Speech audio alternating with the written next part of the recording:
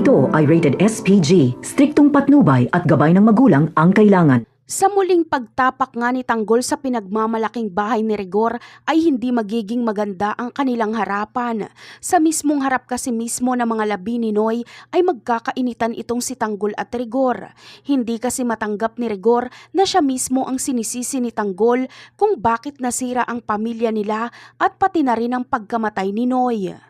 Bagamat galit na galit si Rigor kay Tanggol at gusto niya na itong bigwasan, ay hindi niya naman ito itutuloy dahil baka mabaliktad siya ni Tanggol at baka siya pa ang makasuhan.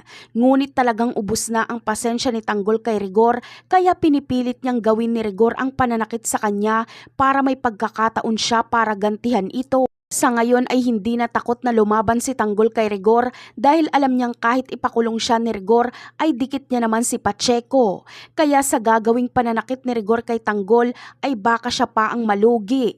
Samantala, sa pagdating naman nila chairman sa bahay nila Rigor ay maaabutan nga nilang nagtatalo ang dalawa.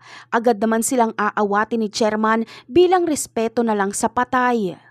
Kaya si Tanggol na mismo ang makikiusap kay chairman na ilipat na lang nila ang burol ng lolo Noy niya sa plaza dahil ayaw niya nang makita pa ang pagmumuka ng tatay niyang si Rigor dahil alam niyang sa oras na nagkikita sila ay hindi talaga nila mapigilan ang bugso ng kanilang mga damdamin at nagkakaroon talaga ng kaguluhan. Sa tingin nyo, hindi nga ba malabong mangyari na patulan na ni Tanggol si Rigor?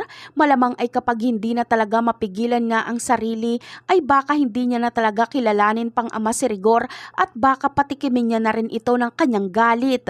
At baka dito na rin makaramdam ng takot si Rigor kay Tanggol pag magkataon na labanan siya nito. At yan ang ating aabangan sa mga susunod na episode. Bye!